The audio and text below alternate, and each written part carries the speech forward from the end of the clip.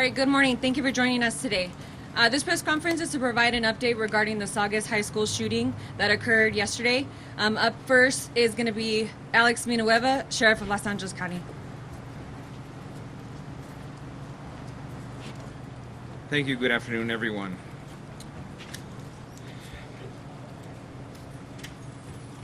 I want to provide you an update of the tragic events from yesterday, and first and foremost, I want to extend my condolences to the families and the victims all involved, and our thoughts and prayers go out to everyone. We've reached out to the families of the 6 victims, and 5 of them have do not want to release information to date. They're still trying to reach far-flung relatives, so we're holding off on that. However, the family of one of the deceased has provided that information, and we're sad to report that Gracie Mule Berger, a female, 15 years of age, was the one who succumbed yesterday at 9:23 in the morning from her injuries. And her parents, Cynthia and Brian, obviously devastated, and we're with them. And it's a tough day here in Santa Cruz. So we have, as we have more information on the other victims, we can release that. But to date, we're going to respect their privacy. We're not going to go there.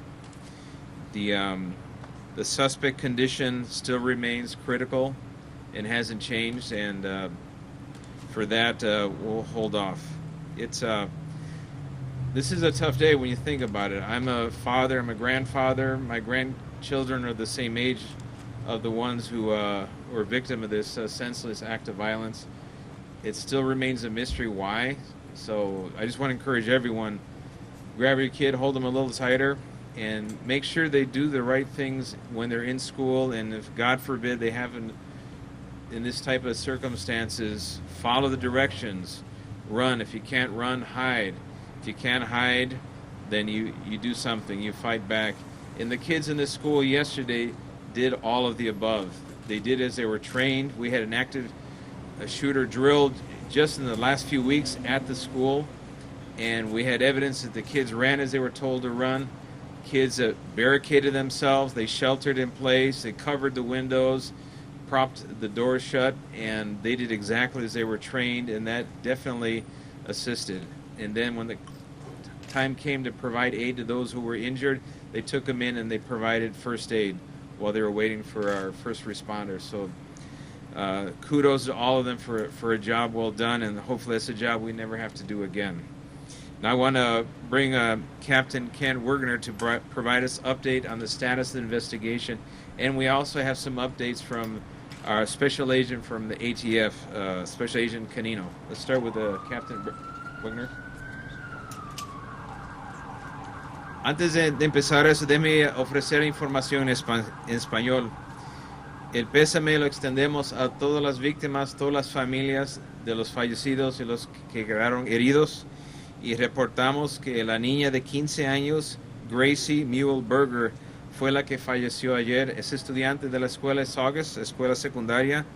Sus papás, Cynthia y Brian, obviamente, están sufriendo la pérdida de su hija, y estamos nosotros ofreciendo todo el apoyo que podamos.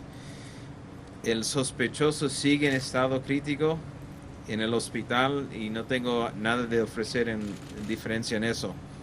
Tenemos información nueva y el detective de homicidios, el capitán Ken Wergener, va a ofrecer esos datos, y también el agente del ATF especial, el agente Canino, va a ofrecer más detalles con respecto a la investigación de eso. Y para nosotros tenemos información que todos los niños en la escuela hicieron toda la capacitación que ya se había dado recientemente. Los que pudieron correr, huir del peligro, lo hicieron como fueron entrenados. Los que no pudieron huir se enforzaron dentro de las escuelas para prevenir que un sospechoso entrara a la escuela.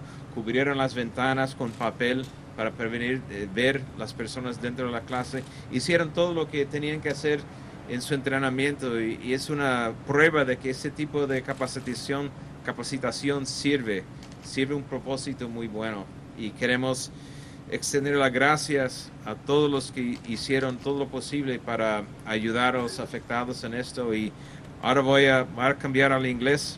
And let me switch to English now, and Captain Wagner.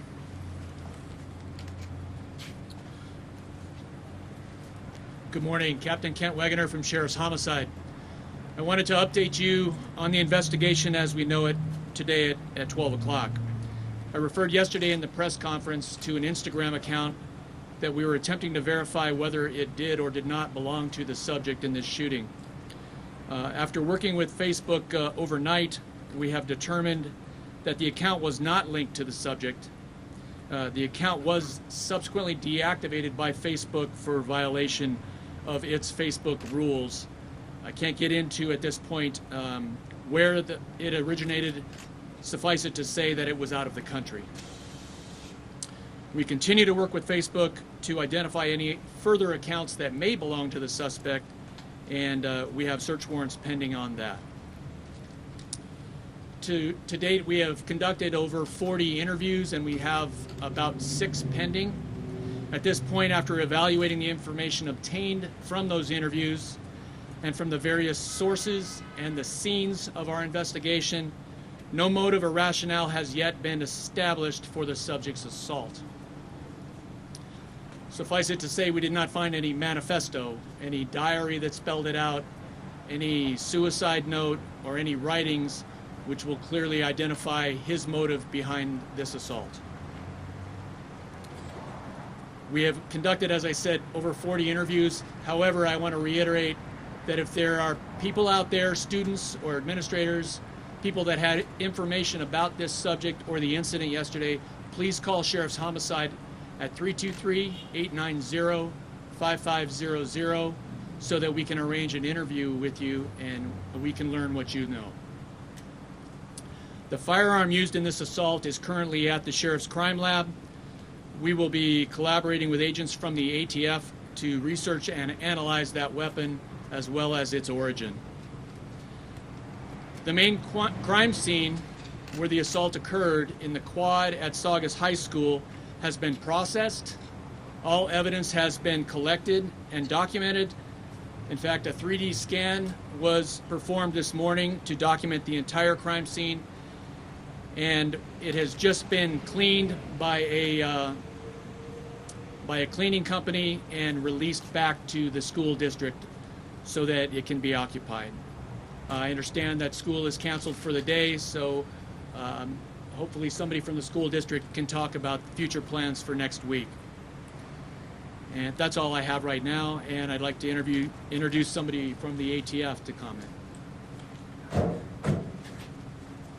Sheriff, thank you. Thank you, Captain. My name is Carlos Canino. I'm the Special Agent in charge of the ATF Los Angeles Field Division. I just want to briefly discuss what ATF's role in these types of incidents are, what we did yesterday to assist our partners at the Sheriff's Office, and where we're at now. So ATF's role in these types of incidents is to assist a local jurisdiction in ascertaining where weapons, or the weapon in this case, originated from. We do that in any of these mass shootings or school shootings. That's ATF's primary role in these types of incidents. What we did yesterday was agents responded immediately to the scene. Some of our agents integrated with sheriff's deputies and trying to locate suspect, and we integrated with the homicide unit in trying to identify the origins of that firearm. ATF traced 6 firearms, which all have been accounted for. We have provided that information to the Sheriff's Office.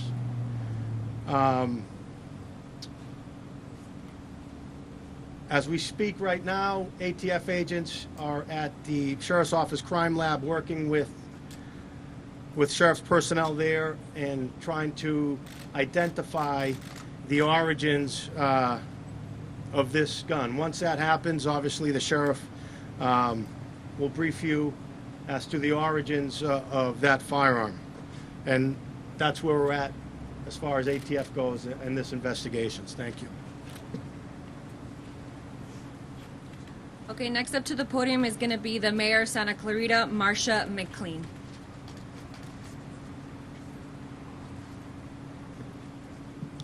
Hi, good afternoon. This morning, as we all woke up, we all felt that it is now a reality in our city as to what happened. I want to acknowledge the bravery of the students of Saugus High School who went through this and those that came to their aid. We are a very tight-knit, family-oriented community, and we are all family. And when something happens to one of us, we all feel it as well. This has had a very far-reaching occasion for our entire city. As I speak to our residents, we are all feeling what happened, and the entire community has been affected. I do have some information that I want to give to our community. To begin the healing process, we will be gathering as a community this Sunday night at Central Park at 7 p.m. Central Park is located at 27150 Bouquet Canyon Road in Santa Clarita. This vigil will be a chance for all of us to heal together, to support each other, and to stand as a community united. We will be providing lights in the blue and silver of Saugus High School, so please do not bring candles. It's not necessary. You will all be having a light in silver and blue to commemorate and to celebrate Saugus High School. For more information on this vigil, please visit the city's Facebook page at City of Santa Clarita. In addition, we want you to know the city has postponed our annual tree lighting ceremony in Old Town Newhall, Light Up Main Street, to next Saturday evening, November 23rd. We are working closely with the William S. Hart Union High School District, our public safety officials, our local hospitals, faith-based organizations, and other local agencies to provide the resources our community needs to heal. We are in the process of launching a website that will be a central landing place for all resources, support organizations, and information for our community. The website will be launched later today and will be located at saugusstrong.org. That's .org. I encourage all of you who are sharing messages of support on social media to use the united hashtag SaugusStrong. We have a lot to process, obviously, in the coming days, weeks, and months, but we will get through this all together. We are Santa Clarita, and we are Saugus Strong. Thank you. Back up to the podium is going to be Sheriff Alex Villanueva. As I mentioned yesterday, the first responders on scene were off-duty peace officers. And I have with me today Detective Danielle Finn. Where are we? Come up. And Deputy James Callahan. Detective Finn is a Santa Clarita right here station detective. And Deputy James Callahan is our school resource deputy for Santa Clarita. And what they did yesterday was extraordinary, along with Officer Sean Yanez from Inglewood PD and Officer Gus Ramirez from LAPD. So if you have any questions of them, please feel free to reach out to them, and they're willing to answer any questions or any questions you may have of us today.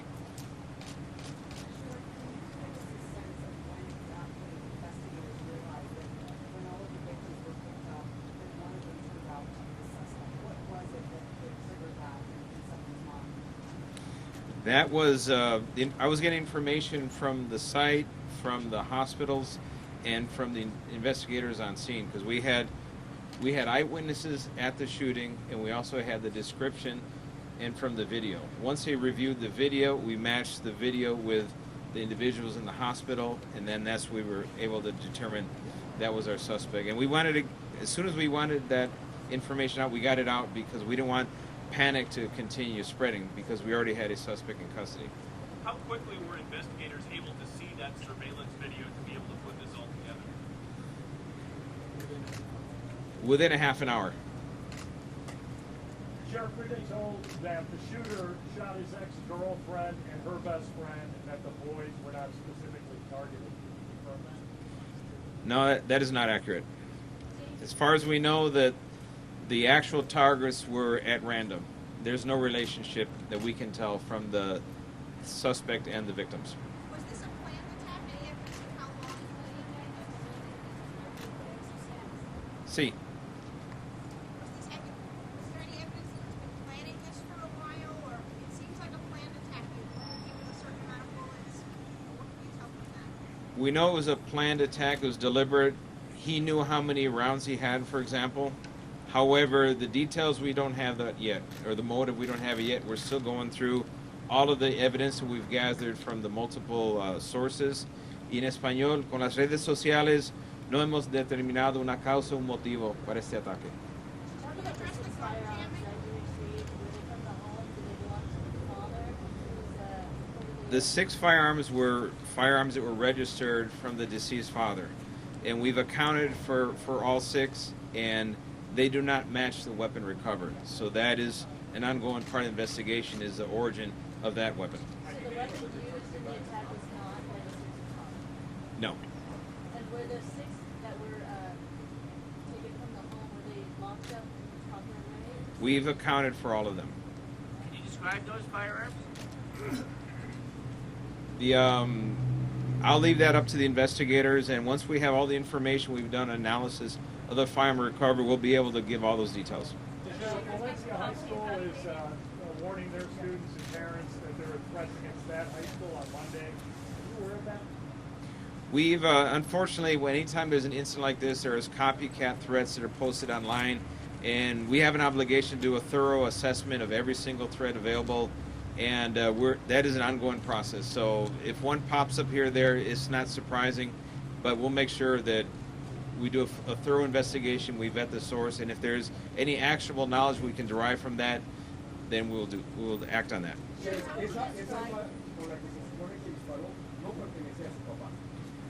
No está registrado al papá. How would you describe the skill level of shooting of the Well, in 16 seconds, he cleared a malfunction and was able to shoot 5 people and himself. So he seemed very familiar with firing the weapon. How many rounds did he fire off? Did he hit each? It appears that he hit just about every with 1 round at least. That is still part of the investigation. We're trying to ascertain that.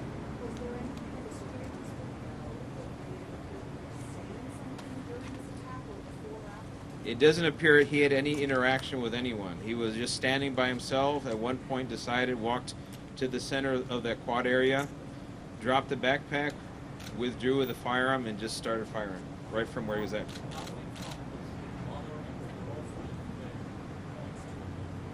Nothing at this time.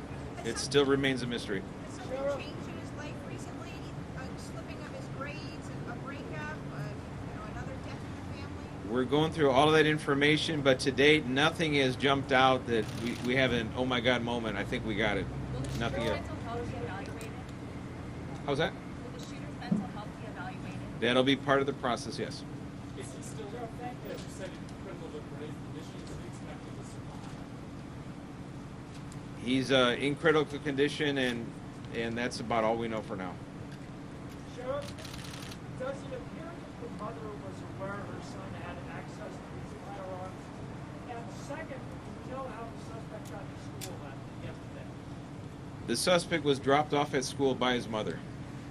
And was she aware that he had access to the guns, that he was bringing a handgun? Not to my knowledge. So she didn't think he had access to guns in the house? And not to my knowledge. Were the guns at the Were house they locked? into the house, or how were they secured? There were several firearms recovered from the house. We've accounted for all of the firearms that were registered to the father. Beyond that, we're going to have to go through and finish the investigation to account for all of the firearms and match them up with the source and the relationship with the weapon that we recovered at the scene. So if you only had one weapon with you to the school, you have a total of 7 weapons recovered, not 6 from the house and 1 from the backpack. There were several firearms recovered from the house. However, they are not of the ones that were registered to the father. Is the suspect? Who are they registered to? Some of these firearms were not registered at all. Is the suspect on life support? In critical condition, yes. Sheriff, can you confirm that According to state law, the Welfare Institution Codes, we do not release the names of minors. That is state law. We're gonna take 3 more questions. No, he did not. How'd you know that it was planned? Based on the totality of circumstances, the way he was firing his weapon, he was counting his rounds. It appeared he knew exactly what he had. And bringing that weapon on campus to begin with, and it wasn't a spur of the moment act. Did anyone report him saying anything? Huh? Report him saying anything prior? No, He said nothing. You know. nothing. How many rounds were fired, Sheriff? Approximately 6 rounds. How many students did you injure? Yes. Yes.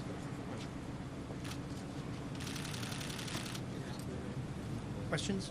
Can you just describe what it was like? Who were you dropping off, and how did this all go down for you? I was on my way to work. I was dropping off my girlfriend's son at school.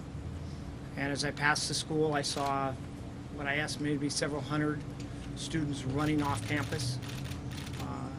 I drove into the school circle, contacted one of the students, asked what was going on. He said there were gunshots on campus. I notified the sheriff's station, and then I started to enter campus, at which time I was joined by an off-duty Inglewood police officer. What did you see walk on campus? Can you describe it? There were no students. Most of the students, the vast majority of them already either exited campus or been safely secured in a building. As I came around the administration building into the quad area, I observed 3 of the victims laying on the ground. Did the victim say anything to you? Did the shooter say anything to you? No. I'm sorry, ma'am?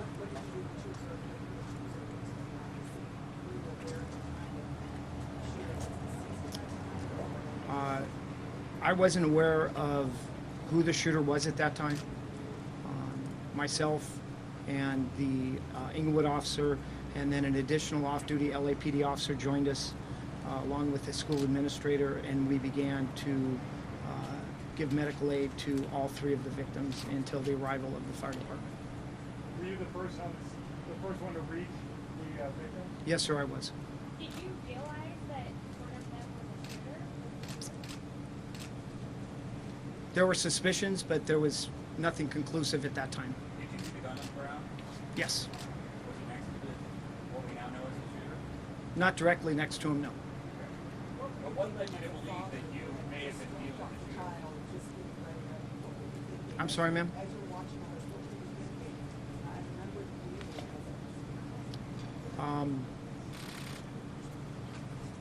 I'll be honest, my main concern then was securing the scene, treating the victims, and trying to make sure there wasn't an additional shooter on campus. Did you try and help the victims medically? Yes, we did. Can you explain how that went? I had one of the administrators, prior to being a detective, I was a school resource deputy at Valencia High School, so I'm aware they have medical aid bags. So I had him retrieve the medical aid bags from the main office. He brought them out, and we started assessing their wounds and trying to pack the wounds and stabilize them. Were any of them speaking at all? No. And what led you to believe that you might have in fact, I know you didn't know for sure at the time, but what led you to suspect that one of the people on the ground was the shooter? I'm going to leave that to homicide as part of their investigation right now. Can I ask Deputy Callahan, were you in the school building and did you hear shots? I actually was en route to Saugus High School. I'm the sheriff resource deputy at Saugus High School. I was en route when the call went out. So you arrived on scene right after. Within minutes of right when the call went out. And did you